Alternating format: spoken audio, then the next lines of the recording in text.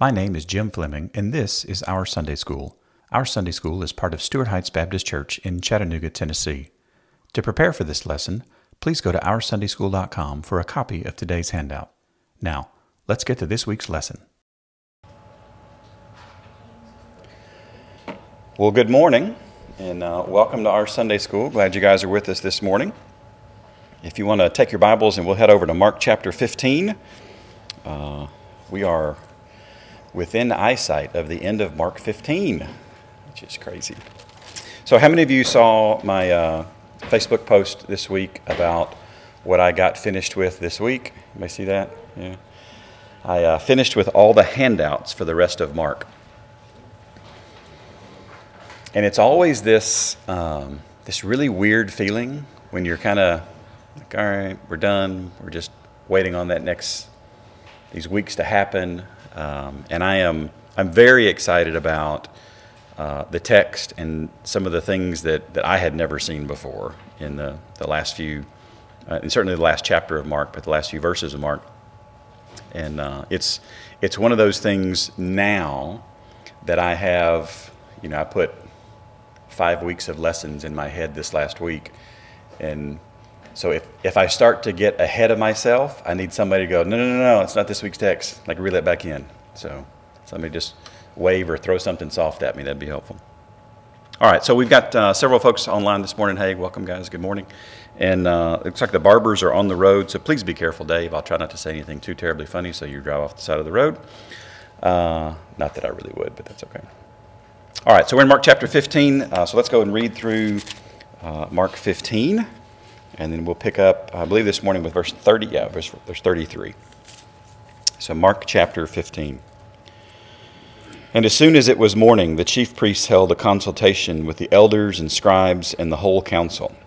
And they bound Jesus and led him away and delivered him over to Pilate. And Pilate asked him, "Are you the king of the Jews?" And he answered him, "You have said so." And the chief priests accused him of many things. And Pilate again asked him, "Have you no answer to make? See how many charges they bring against you." But Jesus made no further answer, so that Pilate was amazed. Now at the feast he used to release for them one prisoner for whom they asked. And among the rebels in prison who had committed murder in the insurrection, there was a man called Barabbas. And the crowd came up and began to ask Pilate to do as he usually did for them. And he answered them, saying, "Do you want me to release for you the king of the Jews?" For he perceived that it was out of envy that the chief priests had delivered him up. But the chief priests stirred up the crowd to have him release for them Barabbas instead. And Pilate again said to them, "Then what shall I do with the man you call the king of the Jews?" And they cried out again, "Crucify him." And Pilate said to them, "Why? What evil has he done?" But they shouted all the more, "Crucify him." And Pilate, wishing to satisfy the crowd, released for them Barabbas, and having scourged Jesus, he delivered him to be crucified. And the soldiers led him away inside the palace, that is the governor's headquarters, and they called together the whole battalion. And they clothed him in a purple cloak, and twisting together a crown of thorns, they put it on him. And they began to salute him, "Hail, King of the Jews!" And they were striking his head with a reed, and spitting on him, and kneeling down in homage to him. And when they had mocked him, they stripped him of the purple cloak, and put his own clothes on him. And they led him out to crucify him. And they compelled a passerby, Simon of Cyrene, who was coming in from the country, the father of Alexander and Rufus, to carry his cross. And they brought him to the place called Golgotha, which means place of a skull. And they offered him wine mixed with myrrh, but he did not take it. And they crucified him, and divided his garments among them, casting lots for them to decide what each should take. And it was the 3rd hour when they crucified him. And the inscription of the charge against him read, "The King of the Jews." And with him they crucified 2 robbers, one on his right and one on his left. And those who passed by derided him, wagging their heads and saying, "Aha! You who would destroy the temple and rebuild it in 3 days, save yourself and come down from the cross." So also the chief priests with the scribes mocked him to one another, saying, "He saved others, he cannot save himself. Let the Christ, the King of Israel, come down now from the cross, that we may see and believe." And those who were crucified with him also reviled him. And when the 6th hour had come, there was darkness over the whole land until the 9th hour. And at the 9th hour, Jesus cried with a loud voice, "Eloi, Eloi, lama sabachthani," which means, my God, why have you forsaken me?" And some of the bystanders hearing it said, "Behold, he is calling Elijah." And someone ran and filled a sponge with sour wine and put it on a reed and gave it to him to drink, saying, "Wait, let us see whether Elijah will come to take him down." And Jesus uttered a loud cry and breathed his last. And the curtain of the temple was torn in two from top to bottom. And when the centurion who stood facing him saw that in this way he breathed his last, he said, "Truly, this man was the Son of God." There were also women looking on from a distance, among whom were Mary Magdalene and Mary, the mother of James the younger, and of Joseph, and Salome. And when he was in Galilee, they followed him and ministered to him. And there were also many other women who came up with him to Jerusalem. And when evening had come, since it was the day of preparation, that is, the day before the Sabbath, Joseph of Arimathea, a respected member of the council, who also was himself looking for the kingdom of God, took courage and went to Pilate and asked for the body of Jesus. And Pilate was surprised to hear that he'd already died. And summoning the centurion, he asked him whether he was already dead. And when he learned from the centurion that he was dead, he granted the corpse to Joseph. And Joseph bought a linen shroud, and taking him down, wrapped him in the linen shroud and laid him in a tomb that had been cut out of the rock. And he rolled a stone against the entrance of the tomb. Mary Magdalene and Mary, the mother of Joseph, saw where he was laid. Mark chapter 15. So in today's text, starting in verse 33, something odd happens right off the bat. So verse 33 says, "And when the 6th hour had come," so what we've talked about time a little bit so far. So the 6th hour was what time of that? It's around noon, right? So when the 6th hour had come, there was darkness over the whole land until the 9th hour. Okay, so there was darkness over the whole land until the 9th hour, till 3 o'clock in the afternoon. All right. So has anybody ever experienced anything that would cause darkness over the middle of the day for several hours?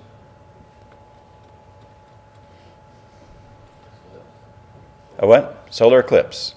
Cool. Could that have been what happened here? Believe it or not, there is a definitive answer. And the answer is no. Because Passover. And Passover happens when? At a full moon.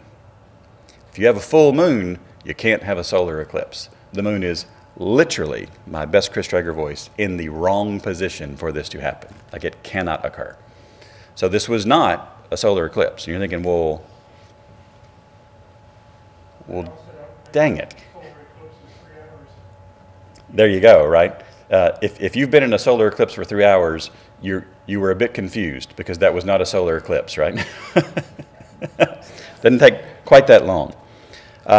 So what is darkness associated with in the Bible? Is darkness generally associated with something positive and righteous or negative? Like, which way do we typically go? This is a negative thing, right? I mean, if you go back to Exodus 10, darkness was actually one of the plagues that God gave to Egypt, right? Which you're like, oh, okay, well, this is not associated with something very good. Even if you go back to Genesis 1, when darkness covered the face of the deep, the earth was void and without form, it's not associated with really positive, life-oriented things. It's associated with lack of life and death, and like, this is not a good place. And if you look at the end of the book, in Revelation, is heaven a place of darkness or a place of light? It's a place of light, right? The Lamb itself is the light. So, Lamb himself is the light. So when we see this darkness, this is not something that is readily explained by natural phenomenon. I read a wide range of commentaries, and a few of them, which I still can't wrap my head around, have written 1,000-page-long commentaries, and they don't believe the Bible's true. And it's like, why would you dedicate this much of your life to something if you don't actually believe it? Like, I cannot wrap my head around this. But they try to explain it away. It was a Middle Eastern sandstorm, which it feels like if it was a sandstorm, sand might have been mentioned somewhere and not just darkness, right? But this is actually, I would argue, very directly connected to what is going to be said by Jesus very shortly after this. So I'm going to show you one more thing real quick, because we've been looking a lot at Old Testament prophecies that Jesus has been fulfilling. So I'll give you a second to get there. But Amos chapter 8. Amos chapter 8. Now, I cheated. I knew I was going to Amos, so I put my bookmark there. So I wouldn't make the face that many of you just made that I can see. Like Amos. Ugh. I would argue that Amos is even tricky to find on an online Bible, because you can scroll right past all those little books really quickly, but, there's that. So Amos chapter 8. So I'm going to read you a couple of verses, and you tell me if any of this sounds like vaguely familiar. So this is verses 9 and 10. And on that day, declares the Lord God, I will make the sun go down at noon and darken the earth in broad daylight. I will turn your feasts into mourning and all your songs into lamentation. I will bring sackcloth on every waist and baldness on every head. I will make it like the mourning for an only son, and like the end of it like a bitter day. Feels like there's some sort of connection going on here. It's the time itself is just way too specific, right? Like we're gonna darken the day at noon, and like mourning for an only son. I mean, and how do you pull that off, right? If you're a fake Messiah, how do you pull that one off? We're going to orchestrate darkness for a few hours in the middle of the day and go, right? Even in Hollywood movies, when they try to simulate darkness, the shadows are off most of the time, and it just looks wonky, and it's you're like, I don't know about this. And that's with all of our technology. You're either the Messiah or you're not. And this is God just saying definitively, look, there's darkness. There's grieving here because of this sacrifice. So even Amos saw something. Like, go Amos. That's awesome. So verse 34. In the 9th hour, Jesus cried out with a loud voice. Now, let me just, and I don't want to hit this too hard, but I want to make sure we understand. Like, how did you actually die on the cross? You suffocate. And if you suffocate, do you experience bouts of tremendous strength while you're suffocating? Like it doesn't really seem normal. And one of the things, and if you kind of point to the end of this paragraph, in verse 39, when the centurion who stood by facing him, and centurions would have been people that would have been grizzled, hardened soldiers, right? You didn't get appointed to be a centurion your first week on the job, right? I mean, you were years and years into this role. You'd have seen a lot of things. And this is a guy that's on cross duty. So he would have done this before. He'd have seen a lot of this happen. When he saw that in this way he breathed his last, there was something different about how Jesus died than every other crucifixion this guy had ever seen before. Like, it was not uncommon for the Romans to go and invade some area and take over and crucify the leaders to show, hey, we're here, there's a new guard in town, right? There's new leadership in place. They would crucify anybody that objected to them, an insurrectionist, people fighting against them. So crucifixions were very common, and centurions would have seen this. And when Jesus cries out back in 34 with a loud voice, this was not normal for somebody who is being crucified. How do you summon the strength to have a loud voice after you've been on the cross suffocating for 3 hours? Right? You don't get stronger through a crucifixion. That's not the way this stuff works. So just to keep this in our minds as we walk through, because Jesus does some things that we just always heard this. And it's like, well, of course he cried out with a loud voice. That's what he did. Yeah, but that wasn't normal, right? This is not normal. So he cries out with a loud voice. He says, Eloi, Eloi, lema sabachthani. And no, I was not born knowing how to say that. This is the You listen to online Bibles enough and record yourself, and I think that sounds pretty close. There we go. We'll settle on that. But a couple of things about this quote. So if you've got any type of study Bible at all, you're going to immediately be redirected back to Psalm 22. So let's head back to Psalm 22 for a second.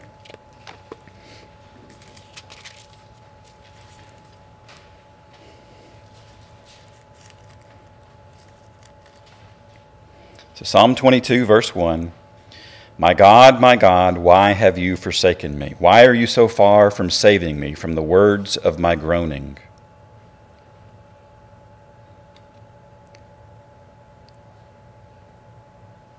Explicit, clear quote of Jesus here from Psalm 22. With one caveat. Look again at Mark 15:34. Eloi, Eloi, lema sabachthani. What language is that?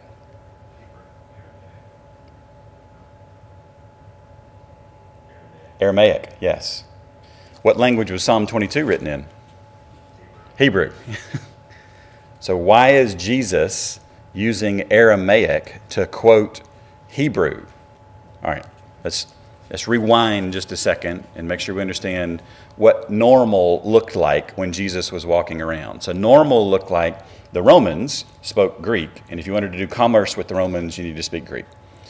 The Jewish religious elite knew Hebrew and taught it to the kids, but you may or may not be aware of this, but the common everyday tongue, the walking around, teaching, communicating, was Aramaic.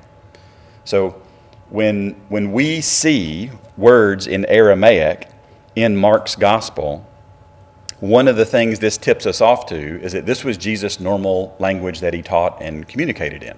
It's like, okay, but he's a rabbi. He knows the Hebrew. So why does he pick Aramaic instead of Hebrew? Who's at the cross? All the passerbys, right? Hundreds and hundreds, potentially thousands of people walking by. Who else is at the cross? We just talked about him. The centurion and the guard there, making sure that the execution went according to plan. The guard wouldn't have understood Hebrew. Like that would not have been in his, but he would have understood Aramaic. Jesus picked a language in the middle of his agony that everybody would have understood. Like, wow. I don't know in the middle of my torture that I'm overly focused on the optimal communication mechanism, but this is what Jesus did. So I don't want us to miss this. This would have been, he would have read text of the scripture in Hebrew, but he would have expounded upon them, explained them in Aramaic. And we actually see little drops of that all through Mark's gospel, where Mark will throw in some Aramaic word and then explain it for his listeners. So he says, Eloi, Eloi, lema sabachthani, which means, now why would Mark need to translate it for his audience? Because his audience didn't necessarily know Aramaic, right? It's the only reason you need to translate something for somebody if you didn't know it. So who is Mark writing for then? That is a wonderfully complicated question that I have tried to artfully dodge this entire time. So what does Jesus say? He says, my God, why have you forsaken me? And you can, I have actually heard this taught and preached that Jesus was, this is complaining to the Father, this is griping, this is all sorts of these things. And I'm like, time out. Like, what's the first two words? My God. In his moment of agony, he declares who his God is. Wow. And in case we weren't paying attention, he does it again. My God. And then he asks a question, why have you forsaken me? Now, lest we get confused, Pastor Gary has this amazing quote about God asking questions, right? When God asks questions, he doesn't ask because he doesn't know the answer, right? So let's all make sure we settle on the fact that this is not Jesus being unsure of what the answer was. He knew before the earth was created exactly what the objective was here, for him to come and to die. So he knew exactly why the Father had to forsake him. So let's answer the question here for just a second. Why did the Father forsake the Son on the cross?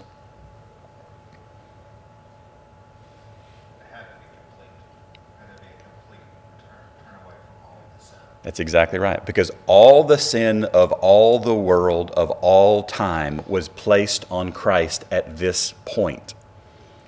So it's not just, because Mark really leans hard into the suffering of the Son of God. What Mark doesn't lean hard into is all the theological ramifications of the weight of the sin also laid on Jesus Christ. Right? Mark is the first gospel out of the gate. He's trying to establish the authenticity, the validity, the details, so that we can say and plant a flag, yes, these events occurred, yes, we have witnesses, yes, we can go back and check and ask and make sure these things happen. The later gospel writers look back through the lens of Mark and all of the Old Testament, and they begin to weave in additional theological components to help us understand the broader perspective. A couple of decades later, the epistles come along, and they've got a couple of decades of preaching the gospel of Jesus Christ. And they have a much fuller understanding of how all of this theology begins to work. You see Paul come in with his wonderful treatise to the Romans and all the epistles. I mean, it's just, and this theological background begins to grow and grow and grow. And then we come along a couple thousand years later and get the benefit of all this study. And it's just this, wow. But if the Father doesn't forsake the Son, then we have a problem, right? Because God cannot accept sin. God has to turn away from sin. And Jesus, in this moment, had taken on himself all sin for all time. So the sin that I committed this morning, the sin that I'm going to commit this afternoon, the sin I'm going to commit tonight, the sin next week, the sin next year. I'm sorry for all of this, Jules. All of mine that hadn't even occurred yet when Jesus is on the cross, all of that is on him. The sin that's occurring against Jesus while Jesus is on the cross, the wagging of the heads, the mocking, the scourging, the beating, the inappropriate treatment of the Son of God himself, all of that is on Jesus.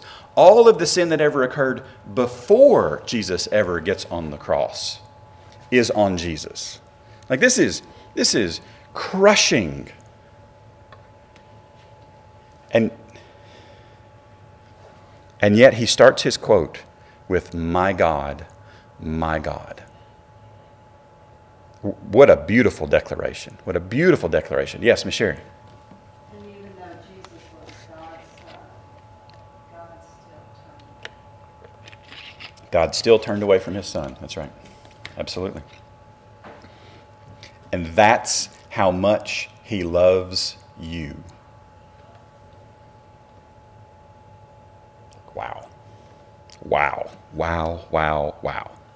I literally have wow, wow written in my notes above when Jesus says, why have you forsaken me? That forsaken is an active indicative. It's been an active, intentional act by the Father, and it's an indicative, so it's a statement of fact from the perspective of the speaker. Jesus is the speaker. This is the truth. This was not some, like, well, I'll just, I accidentally turned my back, and my back was accidentally. No. This is an active decision on the part of the Father to do this. So why have you forsaken me? The statement that she made is a very powerful statement, and we too often lose the holiness of God, and that sin is not something that he can even look upon. That's right. That's exactly right. Yeah, the holy. Happy birthday, by the way, belated. The holiness of God is certainly an undertaught theology in our modern day, right? You really only need to go back 70, 80, 100 years, and like the volume of sermons on the holiness of God are much, much larger than they are today. Because holiness is not I don't know if there's a holiness TikTok account, but I can't imagine it's going to get a lot of followers, right? I mean, this is just not That's not going to be popular in our world today. A couple of things about this. Why have you forsaken me? What is going on theologically here on the cross? Galatians 3:13. Christ redeemed us from the curse of the law by becoming a curse for us. For it is written, "Cursed is everyone who is hanged on a tree." So that in Christ Jesus the blessing of Abraham might come to the Gentiles, so that we might receive the promised Spirit through faith. So Christ becomes a curse in this moment for us, so that we are not cursed. It's unbelievable. I'll say it again. Wow. So, my God, why have you forsaken me? In verse 35, and some of the bystanders hearing it, and if you have ever been in any type of communication role and been frustrated that somebody misunderstood your messaging, please know it has been happening for thousands of years. If you say something, there will be somebody who misunderstands what you are trying to say, right? So some of the bystanders hearing it said, and this is an imperfect tense, so it says repeatedly said, "Behold, he's calling for Elijah." You're like, well, how do you get Elijah out of my God, Eloi, Eloi? And Elijah starts with Eliah. So it's very, very close. An accent in the wrong spot would make a listener go, oh, he's calling for Elijah. Like, what's he calling for Elijah for? Well, a little backstory here. There was like a, you guys are familiar with the concept of a guardian angel, right? And when a child dies, he goes to heaven and becomes an angel, right? No, this is not how this works, right? Kids don't become angels. Angels are angels. God made them distinctly from humans. But there was a myth along those types of lines that Elijah would come and help and assist anyone who was in distress, and especially if you were in distress and you were a just person. So, like, oh, okay, well, I could sort of see how you could wedge that square peg into that round hole, sort of, kind of. But this is what's going on in the background with the language. In verse 36, and someone ran and filled a sponge with sour wine and put it on a reed and gave him to drink. And at this point, you might be thinking, okay, Mark's ADHD is in full gear because we are jumping from scene to concept. I mean, they're kind of all over the place here, right? Well, each one of these things is actually spelled out in other Gospels with a little bit more detail. So we're not going to go into all of that, but I do want to talk for just a second about this sour wine. It's really funny because there's a couple of like high-end resources for understanding Greek words as they show up in other non-canonical works. And the top of the line is the BDAG. And he talks about it as the poor man's drink, and that it was and I'm directly quoting here, a thirst quencher. And I read it and I was like, wait, so like Gatorade just ripped off the sour wine concept? Like that's what's going on? And basically what it is, it's a poor man's wine that they would water down, and the soldiers figured out it was crazy cheap because soldiers are not rich people, and it was really easily accessible. Pretty much anywhere you could get this stuff, and it quenched your thirst. You're like, okay, well, there we go. It seems rather odd, but this is what it is. Now, in John's gospel, Jesus says, because there's 7 different things that Jesus says on the cross, right? What's the thing that John's gospel records that Jesus says that triggers this fella to go run and get the sour wine? You remember? I thirst, yes. He's like, okay, well, if you're thirsty, we can fix that. And John's gospel actually says that the soldiers had like a jar or a jug of it there at the cross because this is what they were drinking because, you know, as long as the dude doesn't come down and as long as nobody takes him down, this is not an overly complicated assignment once you get him up there, right? I mean, this is pretty, so we're just going to chill and drink. This is kind of the idea. So they get a sponge and put sour wine on it, and put it on a reed. And this reed is the exact same Greek word that they were beating him with earlier, right? So this instrument of pain was also an instrument of relief, which there's just gobs of theological implications with that I'm not going to go into. But they gave it to him to drink, and this is an imperfect tense, so they repeatedly does this, saying, "Wait, let us see whether Elijah will come to take him down." So the poor fella who misunderstood Elijah understood the thirst. So again, I'm going to go back to the communications thing.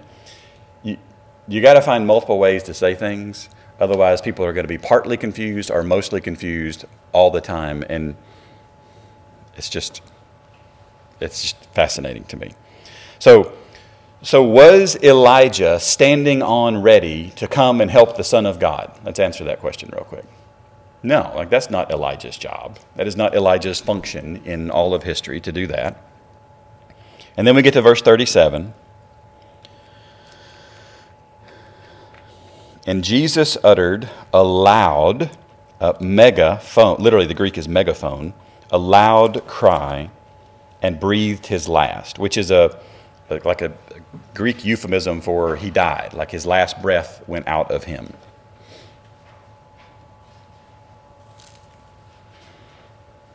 So about how long was he on the cross here?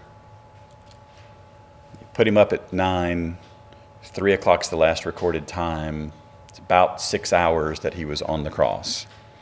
So he breathes his last. And then we've got this scene change in the middle of the paragraph. You're like, well, what is Mark doing? Well, Mark's doing what he's been doing the entire time, right? He was just doing it with Jesus traveling around Israel. Now he's doing it with scene changes on the cross. I would absolutely hate to try to make a movie out of only Mark's gospel.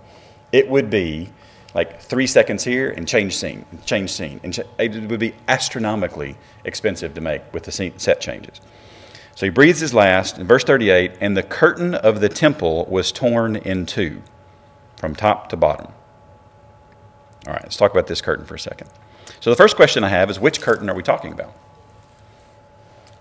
Because there were two curtains at the temple. There was an external curtain. And if you have in your mind, Julie and I were talking about this last night, if you have in your mind like curtains in your house, no. The external curtain was separated it was actually visible from outside of the temple construct itself. It separated help me out here, make sure I get this right, the court of the men from the court of the priests, right? Is that right? Yep. And this thing was, our best estimates are about 75 feet tall. So I feel like there should be a different word for curtain. Because curtain, to me, is something that would cover that window or those doors or that. I'm oh, these are nice little... No. Like, curtain. Right? Just massive thing. So that's one of them. And then there was a curtain inside the what? The Holy of Holies. Right? That separated the place where the priest would go and to do a specific action, and the place where the priest would go one day a year to do the thing that hopefully he was terrified to do, because if he wasn't, this is like catch-22 stuff, right? You need to be partly crazy to go do this, because if you're not, you may not be up for it. And if you're partly crazy, I'm nervous about your ability to survive it, so I'm not really sure. So we're left in Mark's gospel actually not knowing which one it is until Hebrews. And Hebrews makes it abundantly clear. We are talking about the inner curtain, right? Now, does anybody have any idea how tall the inner curtain was? They know? It would have been at least 20 feet tall, potentially up to 30 feet tall. And remember, this is a place that whatever the most exclusive club you're a member of, it is not as exclusive as the Holy of Holies, right? This is nobody goes in there. There's one person that goes in there one day a year. So, what do you think went through the next guy's mind that went into the Holy of... It's boss, we have a real problem. Because this separated the physical presence of God on the planet from everything else. So theologically, let's put our theology hats on here for just a second. If you tear the boundary between the physical presence of God and everything else, and you tear it from top to bottom, which means there were no ladders in there, guys, right? I mean, you couldn't physically pull this off. You could not have pulled off an assault on the temple to tear this curtain without everybody there losing all of their ever-loving minds. It was not going to occur. Yes, Mitch? It wasn't one layer off. That veil was thick. That's exactly right, because it was layer after layer after layer after layer of skins, right? And yes, inches and inches thick. This would be like you tearing a couple of phone books taped. I mean, you're not doing this. That's 30 feet high or whatever. I heard that it's possible that it was 12 inches thick. 12 inches thick. Yes, a foot thick. I would want it as thick as possible if I was the high priest. Like I want to make sure that there is, like, this is as secure as it can be, right?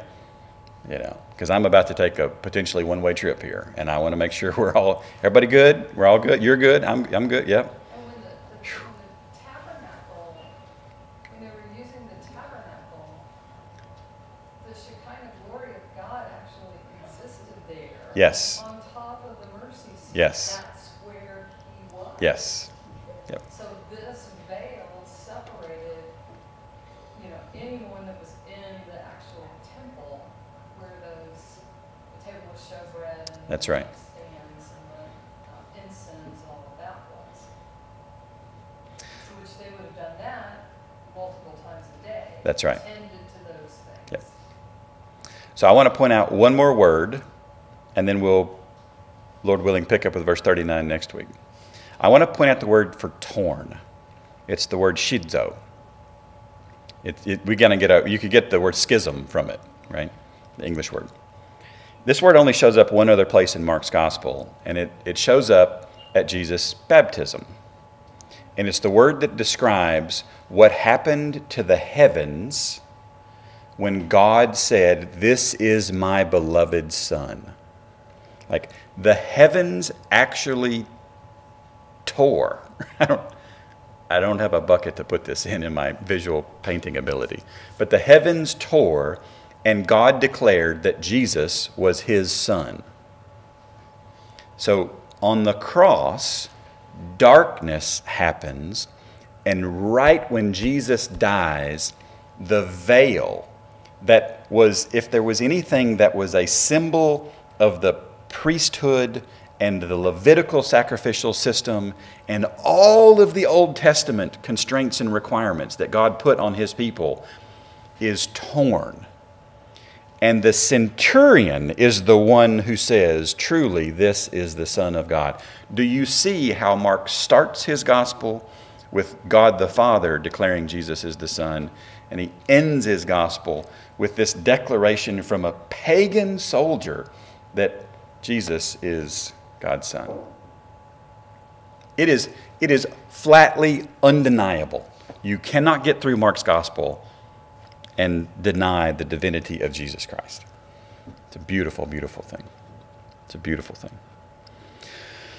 All right. So, Lord willing, we'll pick up next week with verse 39. I'm going to make a note. If I don't make a note, I have to go back and listen and figure out where I stopped, because I don't ever remember where I stopped. It's kind of funny. All right. So, you should have a weekly update at your table. And so if you would pray over a section or two of those. If you've got any changes or updates to make, please do that. And then make sure your name's at the bottom. Thank you again to all of you online. Appreciate you engaging with us. And I don't see that Dave or Margie have asked for help. And if they did, Dave would just fix it, because that's how Dave does. But hopefully you guys are safe traveling as well. And with that, we will finish Sunday school for today. And again, I believe it's Mark 15:39 for next week. I am really looking forward to next week's lesson. I've been looking forward to it for a couple of months. To finally shine a light on the role of the women that supported and followed Jesus in the New Testament. Because, oh my goodness, they had an amazing role. And we're going to hang out and park there for a minute. So I'm excited about that. So thanks for coming to Sunday school today, guys. Thanks for engaging. And don't forget to subscribe to our podcast, YouTube channel, and weekly email. You can subscribe to all three of those at OurSundaySchool.com. Grace and peace to you